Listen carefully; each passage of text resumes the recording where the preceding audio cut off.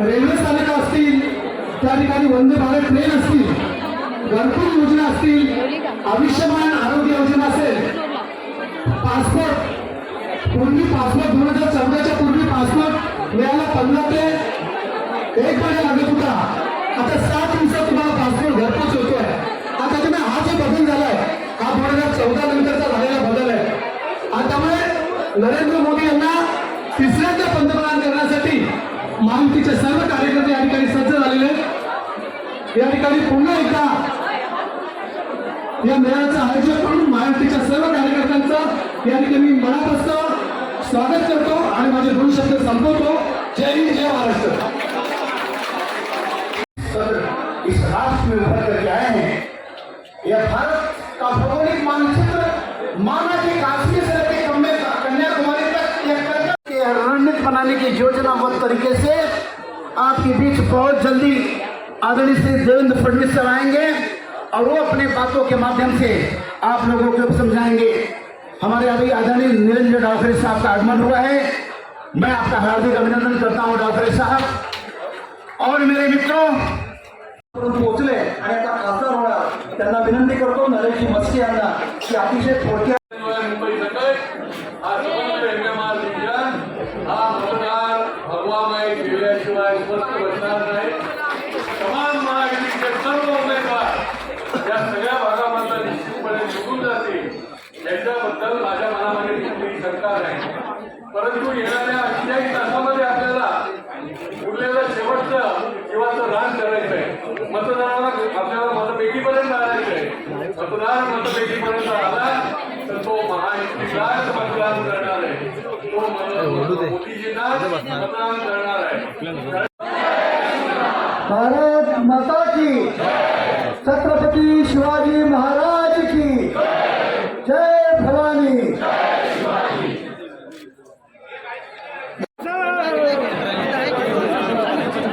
देखील काम करताय त्यामुळे थोडा त्रास तुम्हीही सहन करा. आज ठाण्यातील आपल्या महायुतीच्या कार्यकर्त्यांच्या मेळाव्यामध्ये मंचावर उपस्थित सन्माननीय आमदार संजय केळकरजी, विनयजी सहस्त्रबुद्धे, प्रताप पाटील चिखलीकर, निरंजनजी डावखरे, आपले लोकप्रिय उमेदवार नरेश मस्केजी, रवींद्र फाटकजी, अभिजित पानसेजी, संजय बाबुलेजी, आनंद परांजपेजी, भास्कर वाघमारेजी, जयप्रकाश ठाकूरजी, संदीप लेलेजी, बाळासाहेब पाटील, अविनाशजी जाधव, हेमंतजी पवार, रवींद्रजी मोरे, स्नेहाताई पाटील, बनिताताई घोतपगार, समीरा भारती, गुलाबचंदजी दुबे, सचिनजी पाटील, मनोहरजी डोंगरे, मनोहरजी सुखदरे, विलासजी साडे आडे, मंचावरील सर्व मान्यवर. कोणाचं नाव सुटलं असेल तर नाव लिहून देणाऱ्याची चूक आहे, माहिती नाही आहे. तरी देखील मी सगळ्यांची क्षमा मागतो. आणि आज मला अतिशय आनंद आहे की प्रचाराच्या शेवटच्या टप्प्यामध्ये आता प्रचार संपण्याकरता केवळ 3 तास 2.5 तास बाकी आहे. त्यावेळी ठाण्यातील महायुतीच्या कार्यकर्त्यांसोबत संवाद साधण्याची संधी मला मिळाली. कालच देशाचे यशस्वी पंतप्रधान माननीय मोदीजी मुंबईला येऊन गेले आणि या देशाची पुढची दिशा काय असेल हे मोदीजींनी सांगितलं. मोदीजींनी त्या ठिकाणी सांगितलं की 10 वर्षात केलेली कामं सांगण्याकरता आलो आहे आणि पुढच्या 25 वर्षात भारत कुठे असेल हे सांगण्याकरता मी आलो. मला असं वाटतं की हा मूलभूत फरक आज महायुती आणि महाविकास आघाडीत आपल्याला पाहायला मिळतोय. मोदीजी असतील, सीएम साहेब असतील, आम्ही सगळे असू, महायुतीचे जेवढे नेते आहेत ते विकासावर बोलतात, हे विजनवर बोलतात, महाराष्ट्राच्या हिताचं बोलतात, महाराष्ट्राला आपल्याला कुठे न्यायचं या संदर्भात बोलतात. आणि जर तुम्ही या ठिकाणी महाविकास आघाडीच्या नेत्यांचं भाषण बघितलं त्यांची सुरुवात होते मोदीजींना शिव्या देण्यापासून. मग मध्येच मोदीजींना 4-5 शिव्या दिल्यानंतर काही मुख्यमंत्र्यांना देतात, मग काही मला देतात, मग पुन्हा मोदीजींवर जातात. शिव्यांपासून सुरुवात करतात आणि शिव्यांपर्यंत संपवतात. आणि म्हणूनच काल मुख्यमंत्री मोदी देखील म्हणाले की आमची शिवसेना आहे त्याची शिवसेना आहे. परंतु भगिनींनो, त्यांना हे लक्षातच आलं नाही की दिल्लीची निवडणूक आहे. त्यांना अजूनही वाटतं गल्लीची निवडणूक आहे आणि त्यामुळे गल्लीच्या निवडणुकीसारखीच त्यांची भाषणं चालली आहे. आणि मग माननीय मोदी साहेबांनी नकली शिवसेना म्हटल्यानंतर उद्धवजींना मिरची झोपली. पण माझं त्यांना म्हटलं आहे तुमचं वागणं कसं आहे, त्यामुळे आम्हाला बोलावंच लागेल. तुमको मिरची लगी तुम्ही क्या करू.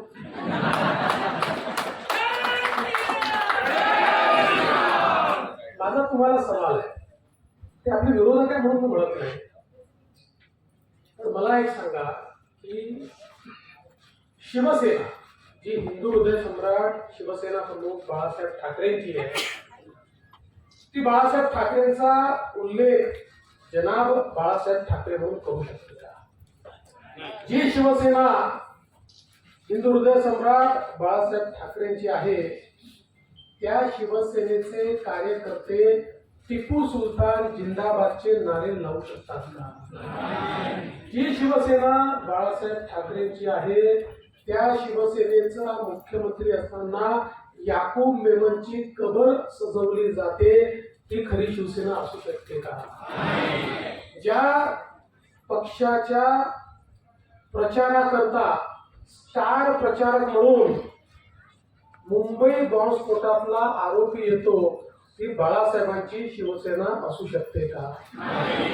ज्या पक्षाच्या प्रचारामध्ये लांगूल चालन करण्याकरता त्यांना पाकिस्तानचे झेंडे वापरावे लागतात, ती बाळासाहेबांची शिवसेना असू शकते का? ज्या शिवसेनेच्या किंवा ज्या पक्षाच्या प्रचारामध्ये केवळ आणि केवळ वोट जिहादची मागणी करावी लागते, ती बाळासाहेबांची शिवसेना असू शकते का? मग ती काय आहे? काय आहे? काय आहे? नकली शिवसेना. आणि म्हणूनच मोदीजींनी सांगितलं की उद्धव ठाकरेजी, तुम्ही निश्चितपणे बाळासाहेबांच्या संपत्तीचे वारसदार आहात, पण विचाराचे वारसदार मात्र तुम्ही नाही आहात. विचाराचे वारसदार या ठिकाणी मुख्यमंत्री एकनाथराव शिंदे होऊ शकतात, विचाराचे वारसदार राज ठाकरे असू शकतात, पण तुम्ही विचाराचे वारसदार होऊ शकत नाही. आणि त्यामुळे आता उद्धवजी एवढे तडफडायला लागले की परवा त्यांनी राष्ट्रीय स्वयंसेवक संघाच्या भगव्या झेंड्याला फडकं म्हटलं. बरोबर आहे, आता हिरवा झेंडा जास्त जवळचा वाटायला लागला. आता चांद तारावाला झेंडा जास्त जवळचा वाटायला लागला आणि राष्ट्रीय स्वयंसेवक संघाचा झेंडा म्हणजे फडका असं जर त्यांना वाटत असेल, मी त्यांना सांगून देऊ इच्छितो, उद्धवजी, ज्यावेळेस राष्ट्रीय स्वयंसेवक संघाची स्थापना झाली आणि डॉक्टर केशव बळराम पंत हेडगेवार यांच्यासमोर प्रश्न आला की आपला गुरु कोण होऊ शकतं, त्यावेळी अनेकांनी अनेकांची नावं सुचवली, ईश्वरांची नावं, देवांची नावं, वेगवेगळ्या महनीय व्यक्तींची नावं. पण त्यावेळेस डॉक्टर हेडगेवारांनी सांगितलं की भगवा ध्वज हा आमचा गुरु असेल आणि तो याकरता गुरु असेल की हा भगवा ध्वज हा प्रभू श्रीरामांचा भगवा ध्वज आहे, हा प्रभू श्रीकृष्णांचा भगवा ध्वज आहे आणि हा छत्रपती शिवरायांचा भगवा ध्वज आहे. त्यामुळे हाच भगवा ध्वज या ठिकाणी आमचा गुरु असू शकतो आणि म्हणून तेव्हापासून तो भगवा ध्वज हा त्या ठिकाणी लागलेला आहे. आणि शिवसेना प्रमुख बाळासाहेब ठाकरेंनी देखील, आपल्याला कल्पना आहे, भगवा ध्वजच स्वीकारला. आता हळूहळू शिवसेनेचा ध्वज देखील त्यांना कदाचित फडकं वाटू लागेल, कारण अलीकडच्या काळात त्यांच्या विचारांवर इतकं हिरवं सावट तयार झालं आहे की त्यांना भगवं आजकाल पाहवत नाही. आणि म्हणून बंधू भगिनींनो, मी तुम्हाला एवढीच विनंती करण्याकरता आलो आहे, महाराष्ट्राकरता आणि देशाकरता एक महत्वाची निवडणूक आहे. आज 10 वर्षामध्ये ज्या प्रकारचा भारत हा मोदीजींनी तयार केला आहे, मागे वळून न पाहणारा, धाडसानं पुढे जाणारा, आव्हानं पेलणारा, कोणाही समोर न दबणारा, अशा प्रकारचा भारत मोदीजींनी तयार केलाय. जो भारत खऱ्या अर्थानं ध्येय बाळासाहेब ठाकरेंना अपेक्षित होता, असा भारत आज आपल्याला पाहायला मिळतोय. जो पाकिस्तान समोर दबत नाही, पाकिस्तानमध्ये घुसून मारतो, जो चीन समोर दबत नाही, डोकलामध्ये 4 पावलं देशाच्या बाहेर जाऊन चीनी सेनेला रोखू शकतो, अशा प्रकारचा भारत आज या ठिकाणी तयार होतोय. आणि मला अतिशय गर्व आहे की आपल्या सगळ्यांना गर्व असला पाहिजे की आपण सगळे केवळ राजकीय कार्यकर्ते म्हणून काम करत नाहीये, आपण सगळे काम करतोय नवभारताचे सैनिक म्हणून. नवभारताच्या निर्मितीमध्ये योगदान देण्याकरता आपण या ठिकाणी काम करतोय. कारण या निवडणुकीमध्ये जो जो मोदीजींना निवडून देण्याकरता काम करेल तो नवभारताचा व्हॉलेंटियर आहे, तो नवभारताचा सैनिक आहे. आणि म्हणून नवभारताचे सैनिक म्हणून आपण या ठिकाणी काम करतो आहोत. एका सशक्त भारताचे सैनिक म्हणून काम करण्याची संधी आपल्याला मिळाली. आणि म्हणून तुम्हाला माझी विनंती आहे, आपण सगळे प्रमुख कार्यकर्ते आहोत. या ठिकाणी माजी पदाधिकारी आहेत, नगरसेवक आहेत, वेगवेगळ्या पदांवर राहिलेले लोक आहेत, जे आजही पदांवर आहेत असे लोक आहेत. आता पुढचे 2 दिवस हे अत्यंत महत्वाचे.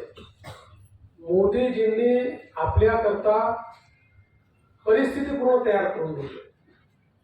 लोकांच्या मनामध्ये मोदीजी आहे. आता आपली जबाबदारी आहे की लोकांच्या मनातले मोदीजी हे मतांच्या पेटीपर्यंत पोहोचवायचे.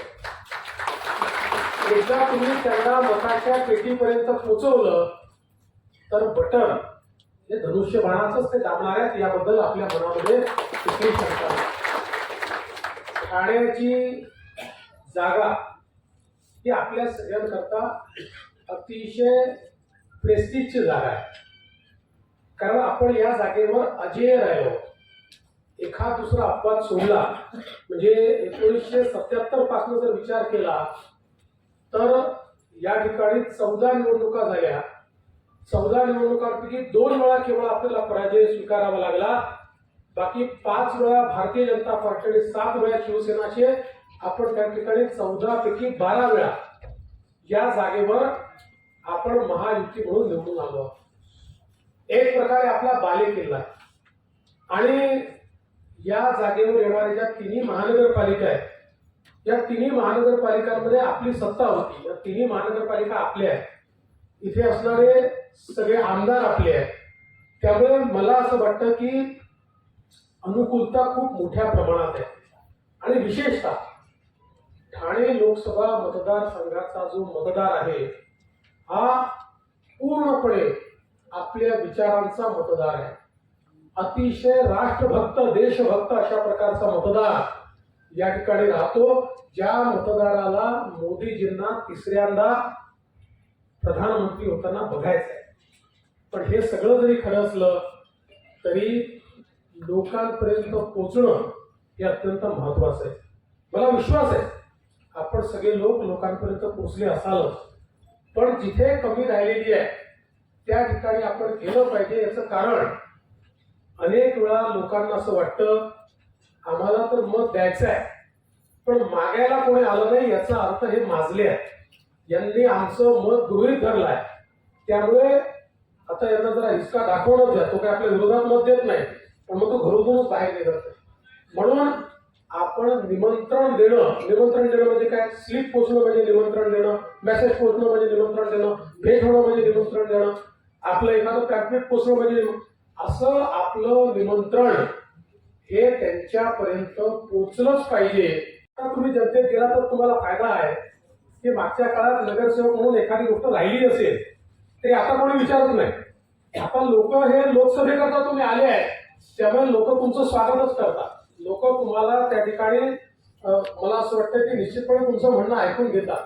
आणि म्हणून आपली निवडणूक आहे असा विचार करून या ठिकाणी आपण जर जनतेपर्यंत पोहोचलो आणि आपल्या निवडणुकीत आपण जे श्रम वापरले असते, ज्या प्रकारे निवडणूक लढलो असतो, तशीच ही निवडणूक आपण लढली पाहिजे. शेवटी उद्याच्या काळामध्ये जेव्हा महानगरपालिकेच्या निवडणुका येतील त्या निवडणुकांमध्ये या निवडणुकांच्या परफॉर्मन्सवरच आपलं प्रत्येकाचं मूल्यमापन हे निश्चितपणे होणार आहे. त्यामुळे मला असं वाटतं की पुढच्या 2 दिवसात ऑल आउट जाऊन, अर्थातच आचारसंहिता पाळून, पण ऑल आउट जाऊन आपण सगळ्यांनी जर जास्तीत जास्त मतदान करवलं, मी तुम्हाला दाव्याने सांगतो या ठिकाणी पडणारं मत हे मोदीजींना मिळणार आहे, हे महायुतीला मिळणार आहे. त्यामुळे मतदानाची टक्केवारी कशी वाढेल आपल्याला कल्पना आहे. उन्हाळ्याचे दिवस आहे, साधारणपणे आता 4 टप्प्याच्या मतदानामध्ये माझ्या असं लक्षात आलं की 12 वाजेपर्यंत जे लोक निघतात ते अतिशय वेगाने निघतात. 12 ते 4 लोक निघत नाहीत. लोकांना 12 ते 4 हात जोडून काढावं लागतं. त्यामुळे आम्ही 4 वाजेनंतर पुन्हा रांगा लागतात. पण मग नंतर काय होतं, 4 वाजेनंतरच्या ज्या रांगा लागतात मतदान तर करता येतं. 6 वाजेनंतर जे लोक रांगेत आहेत त्यांना मतदान करता येतं. पण बरेच लोक आता रांगेत फार काळ उभं राहावं लागेल म्हणून परत देखील चालले जातात. आणि म्हणून थोडंसं प्लॅनिंग करून आपल्याला हा जो दुपारचा काळ आहे या काळातही मतदान सुरू राहिलं पाहिजे, लोक निघत राहिले पाहिजेत, काही ना काही लोकांना काढता आलं पाहिजे, असा प्रयत्न आपण केला पाहिजे. दुसरा एक संदेश आपल्याला वारंवार मोदीजींनी दिलेला आहे की जे महायुतीचे कार्यकर्ते आहेत आणि त्यांच्या घरचे आहेत यांचं मतदान पहिलं झालं पाहिजे. आपल्या सगळ्यांचं मतदान 7 वाजता, 7:30 वाजता, 8 वाजता पहिल्या झटक्यात आपलं मतदान त्या ठिकाणी झालं पाहिजे आणि मग आपण लोकांच्या मागे लोक काढण्याकरता त्या ठिकाणी लागलो पाहिजे. मला असं वाटतं की हा जो शेवटचा प्रयत्न आहे आणि तुम्हाला मी अनेक वेळा सांगतो की शेवटच्या दिवसाचं महत्व काय. आता ठीक आहे, इथे तर आपण जिंकणार आहोत, माझ्या मनात कुठली शंका नाही आहे, पण शेवटच्या दिवशीचं महत्व काय आहे तर उत्तर प्रदेशमध्ये ज्यावेळी मायावती मुख्यमंत्री झाल्या होत्या त्या निवडणुकीचं विश्लेषण हे ज्यावेळेस करण्यात आलं आणि एक्झिट पोलमध्ये ज्यावेळेस त्याचं विश्लेषण झालं तेव्हा असं लक्षात आलं की 3 वाजेपर्यंत जो काही एक्झिट पोल केला होता त्याच्यामध्ये सपा म्हणजे समाजवादी पार्टी पुढे होती आणि त्यांचे मतदार निघाले होते. आणि 5 वाजता जेव्हा एक्झिट पोल त्यांनी केला 3 ते 5च्या मध्ये 6% त्या ठिकाणी मायावतींचे लोक अधिक आले आणि त्यामुळे 1.5% मतं मायावतींना सपापेक्षा जास्त मिळाली. पण त्या 1.5%मुळे 100 जागा त्यांना जास्त मिळाल्या आणि मायावती त्या ठिकाणी मुख्यमंत्री झाले. या सांगण्याचा उद्देश काय आहे, शेवटच्या दिवशी देखील काय होऊ शकतं त्याचा हा नमुना आहे. आपल्या सगळ्यांची सवय आहे की सकाळी आपण सगळे खूप तागात असतो आणि दुपारनंतर नाश्ता आला, जेवण झालं की मग सगळे बूथवर बसलेले असतात, शांतपणे बसलेले असतात, गप्पा मारत बसलेले असतात, 2-4 लोक काम करतो असं दाखवत असतात कम्प्युटरवर वगैरे आणि एकमेकांशीच बोलत असतात. आणि मग शेवटी 5 वाजले की मग परत सगळ्यांना ताळदारी राहिला.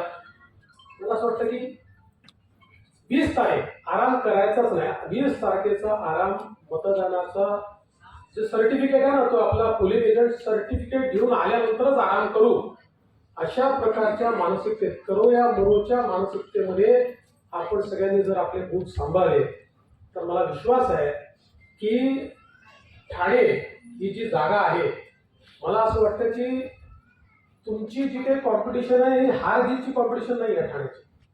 तुमची कॉम्पिटिशन महाराष्ट्रातल्या महायुतीच्या त्या जागांमध्ये आहे की ज्या जागा म्हणतायत आम्ही सर्वाधिक मताने निवडतो त्या जागांची तुमची कॉम्पिटिशन झाली. त्यामुळे तुम्ही आता मी असं म्हटल्यानंतर घरी बसू नका. ते आता काय देवेंद्रजींनी सांगितलं आपण निवडून येणारच आहोत, आपली कॉम्पिटिशन जिंकण्याचीच आहे, पण आता नाही केलं तरी चालतं असं करू नका. तर पूर्ण ताकदीने कुठल्याही निवडणुकीमध्ये मी नेहमी सांगतो की माझ्या जीवनातली अंतिम निवडणूक आहे अशा पद्धतीनं काम करायचं असतं. त्यामुळे पूर्ण ताकद जर आपण सगळ्यांनी लावली तर मला विश्वास आहे 4 टप्प्याच्या निवडणुका करून मी या ठिकाणी आलोय, महाराष्ट्रात फिरून मी आलोय. कोणाचा नरेटिव्ह काही असू द्या, कोणी काही बोलू द्या, जनतेने मनातनं हे ठरवलं आहे की मोदीजींना आणि महायुतीला विरोधात करायचं.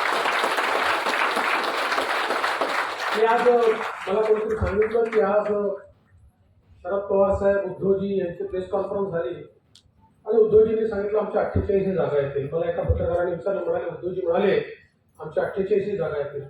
म्हटलं उद्धवजीचं कर्तृत्व मोठं आहे, ते 48 पैकी 49 जागा देखील आणू शकतात.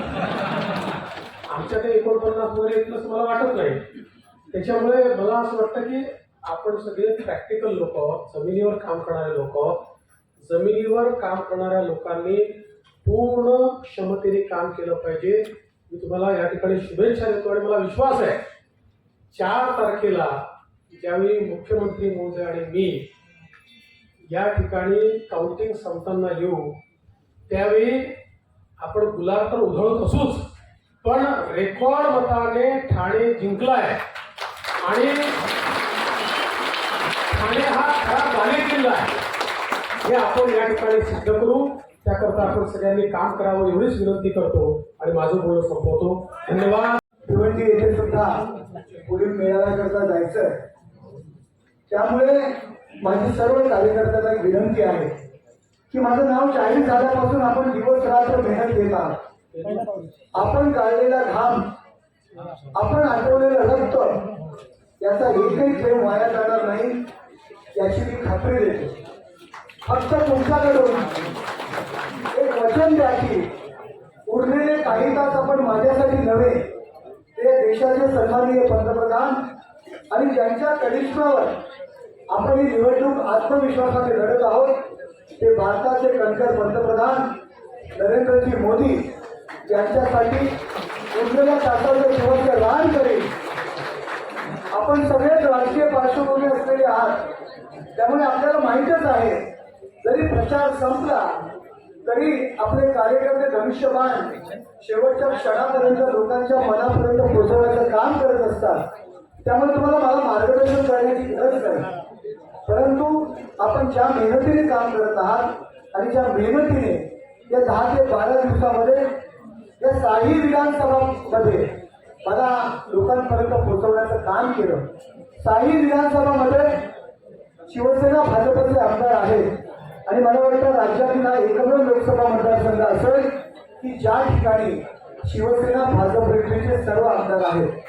त्यामुळे आपला विजय पक्का आहे. परंतु गाफील न राहता आपण सर्वजण काम कराल आणि माझ्याकडून पुढील खासदार म्हणून निवडून आल्यानंतर आपण माझ्यासाठी काम केलं याची कधीही आपल्याला लाज वाटणार नाही अशा पद्धतीचं काम मी नक्कीच करेल. एवढं बोलतोय मुंबई सकट हा समग्र यज्ञमाल रिजन हा मतदार भगवामाई केल्याशिवाय स्वस्थ बसणार नाही. तमाम महायुतीचे सर्व उमेदवार या सगळ्या भागामधला निश्चितपणे निघून जातील याच्याबद्दल माझ्या मनामध्ये कुठलीही शंका नाही. परंतु येणाऱ्या 48 तासामध्ये आपल्याला उरलेलं शेवटचं जीवाचं रान करायचं आहे. मतदाराला आपल्याला मतपेटीपर्यंत आणायचं आहे. मतदार मतपेटीपर्यंत आला तर तो महायुतीलाच मतदान करणार आहे, तो मोदीजींनाच मतदान करणार आहे.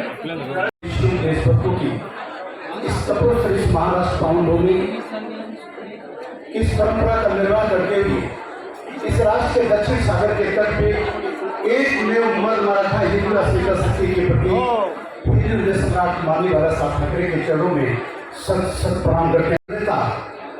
एक संत शिरोमण स्वर्गीय धर्मी आनंद ये साहब की स्मृति पटल पर नमन वंदन करते हैं. और हमारे इस मंच पर मंचासीन सभी भारतीय जनता पार्टी, आरपीआई, मन से राष्ट्रवादी सभी के वरिष्ठ पदाधिकारी, मैं आपका साधुवाद। तत्पश्चात इस मंच मोदी जी 2014 से लेकर 2024 के बीच वर्तमान राजनीतिक पटल पे जो खिला हुआ कमल, हम एक शिवसेना का पदाधिकारी के हैसियत से इतना जरूर कहना चाहूँगा कि कहानी थे हम, अब गजल बन गए, खंडारों से निकलकर अब महल बन गए, दलदल के ऊपर जमी काई थे हम, इन लोगों ने नजर डाला तो कमल बन गए, कमल बन गए। आप लोगों को विचार करना होगा, सोचना होगा कि आपका एक उंगली जिस वक्त धनुष्यबाण या कमल के समक्ष दबेगा, एक नया भारत तैयार होगा। इतनी बड़ी ताकत आपके एक मत और एक उंगली दबाने में है। वैसे में विशेष करके मैं नारियों के प्रति, इन बहनों माताओं के प्रति आदर करते हुए आपको याद दिलाना चाहूंगा, माताओं, स्वर्गीय परम श्रद्धेय माननीय अटल बिहारी वाजपेयी जी इसी शिवाजी पार्क में किसी बीते हुए दशक में इन्होंने कहा था, माननीय हिंदू सम्राट माननीय बाला साहब ठाकरे, स्वर्गीय अटल बिहारी वाजपेयी संयुक्त तत्वाधान में सभाएं थी, लोकसभा का चुनाव चल रहा था। इन माताओं और बहनों के आदर के लिए उन्होंने कहा कि नारी शक्ति का दूसरा नाम सृष्टि के सृजन और पुनर्वृत्ति है। जिस जात, समुदाय, संगठन, परिवार, किसी भी लोकतंत्र व्यवस्थाओं के बीच इनका आदर और मान सम्मान नहीं होगा, वह परिवार, समुदाय, संगठन और लोकतंत्र की व्यवस्थाएं गुणवा परिस्थिति का शिकार बन जाएंगी। इसलिए इनकी रक्षा 3 अवस्थाओं में करना नितांत आवश्यक है। बाल्यावस्था में पिता करे, युवावस्था में पति करे, वृद्धावस्था में पुत्र करे। यही सनातन धर्म है और यही राजधर्म भी कहता है। बाबासाहेब आंबेडकरांनी जी घटना दिली, त्या घटनेमध्ये कुठलाही पक्ष, कुठलाही सरकार आता तर बदल करू शकत नाही, असा कुठलाच कलम संविधान बदलण्यासाठी नाही आहे। तरी पण आपण ज्या गोष्टीसाठी बोलतो ते आपल्याला लक्षात ठेवलं पाहिजे। संविधान बदलणे एवढं सोपं नाही। जर संविधान बदललं तर ह्या देशातील जो बहुजन समाज आहे, जो बहुजन समाज आहे तो पेटून उठेल, हा देश पेटवेल। त्यामुळे संविधान बदलण्यात जाणार नाही। मी ह्या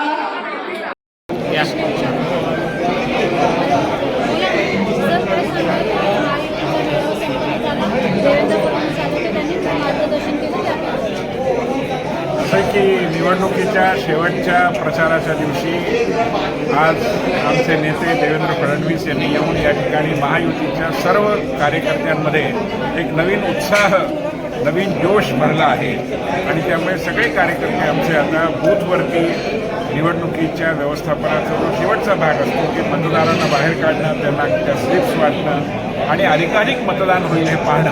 आणि भारतीय जनता पार्टीने तर सगळ्या कार्यकर्त्यांना आदेश दिला आहे की पहिले मतदान बाद में जलपान।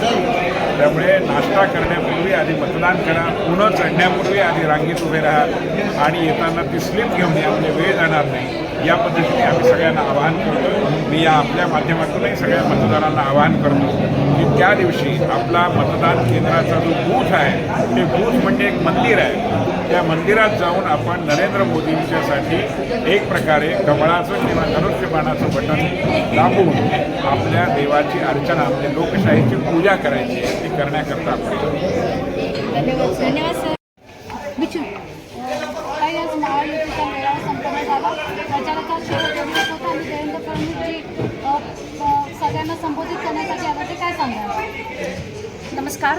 पूर्ण देशाभरात निवडणुकीची रणधुमाळी सुरू आहे। लोकशाहीचा एक मोठा उत्सव आपण सगळेच साजरा करतोय आणि ठाण्यामध्ये ठाणे लोकसभेचे महायुतीचे उमेदवार आहेत नरेशजी मस्के आणि आज प्रचाराचा शेवटचा दिवस होता आणि आमचे लाडके नेते माननीय देवेंद्रजी फडणवीस यांनी ठाण्यात येऊन ठाणेकरांना आवाहन केलेलं आहे आणि सगळीकडे महायुतीसाठी अतिशय उत्साहाचं पॉझिटिव्ह असं वातावरण आहे। कारण प्रत्येकाला, भारतातल्या प्रत्येक नागरिकाला जर कोणाला मत द्यायचे तर ते माननीय मोदीजींना द्यायचं आहे आणि महायुतीच्या उमेदवाराला मत म्हणजेच हे मोदीजींना दिलेलं मत असणार आहे।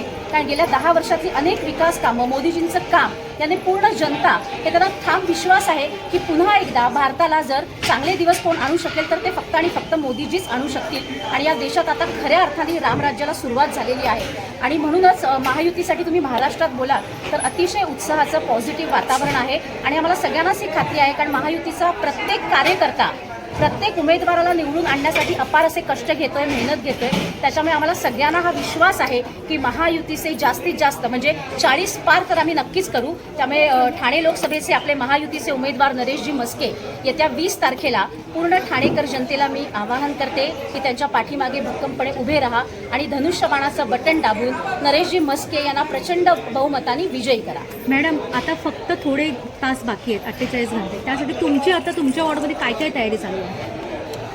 मी ज्या भागातली नगरसेविका आहे, नोपाडाचा भाग, हा अतिशय एक सुसंस्कृत असा भाग आहे आणि इथले जे मतदार आहेत ते विकासाला मत देणारे मतदार आहेत आणि त्याच्यामुळे आता आम्ही प्रत्येक डोर टू डोर हा प्रचार तर केलेला आहेच आणि नरेशजी मस्के हे महायुतीचे उमेदवार आहेत आणि जसं मी म्हटलं की महायुतीच्या उमेदवाराला मत म्हणजेच देशाच्या विकासाला मत, म्हणजेच माननीय मोदीजींना मत, ही लोकांची मानसिकता ऑलरेडी झालेली आहे आणि त्यामुळे आमच्या भागात आमची 1-2 प्रचार फेऱ्या तर प्रचार हे संपलेला आहे आणि आता प्रत्येक मतदाराला आम्ही पर्सनली कॉल करणार आहोत किंवा 20 तारखेला मतदारांना बाहेर काढणं हे आमच्यापुढे सगळ्यात जास्त मोठा टास्क आणि आव्हान असणार आहे, कारण तुम्ही बघताय की उन्हाळ्याचे दिवस आहेत. त्याच्यामुळे दुपारनंतर तसं मतदार राजाला बाहेर पडायला थोडा त्रास होतो. त्याच्यामुळे सकाळच्या वेळी जास्तीत जास्त मतदान कसं होईल यावरती आमचा भर असणार आहे आणि मला खात्री आहे की 4 जूनला नरेशजी मस्के हे प्रचंड अशा मताधिक्याने विजयी होणार आहेत.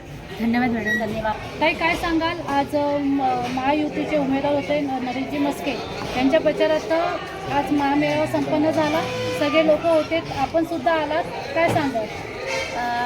नरेश मस्के साहेब यांची निशाणी जी धनुष्यबाण आहे. मोदीजी सर्व भारत देशाचे पंतप्रधान तिसऱ्यांदा ते होणारच आणि नरेश मस्के हे सुद्धा विजयी होणारच, कारण की माझ्या आदिवासी पाड्यांवर 8 पाड्या आहेत. प्रत्येक आदिवासी व्यक्तींना त्याच्यामध्ये विकास झाला पाहिजे अशी प्रत्येकाची इच्छा आहे आणि आम्हाला आता असं वाटतंय की मातीतली व्यक्ती जी तळागाळात काम करणारी नरेश मस्के साहेब आहे हे नक्कीच प्रत्येक लोकांना न्याय देतील आणि त्यासाठी आमचा पूर्ण आदिवासी समाज मतदानासाठी खाली उतरवण्याचा आम्ही पूर्ण प्रयत्न केला आहे आणि 20 तारखेला येऊरगाव काय प्रत्येक आदिवासी पाड्यातली व्यक्ती त्यांच्यासाठी मतदानासाठी खाली उतरणार आहे आणि 4 तारखेला नरेश मस्के हे विजयी होणारच आणि पुन्हा तिसऱ्यांदा आमचे मोदी सरकार ही येणारच. नरेंद्र मोदीजी पंतप्रधान होतील आणि नरेश मस्के हे खासदार होतील याची आम्हाला पूर्ण खात्री आहे आणि 4 तारखेला आमचा पूर्ण आदिवासी पाडा गुलालाच्या जल्लोषाने पूर्ण रंगलेला असेल. भारतीय जनता पार्टीचा विजय असो. अबकी बार मोदी सरकार, महायुतीचा विजय असो. अबकी बार 400 पार. भारत माता की जय. वंदे मातरम. वंदे मातरम. आदिवासी मोर्चा, एकच चर्चा. आदिवासी मोर्चा, एकच चर्चा. युवा मोर्चा, एकच चर्चा. युवा मोर्चा. एकच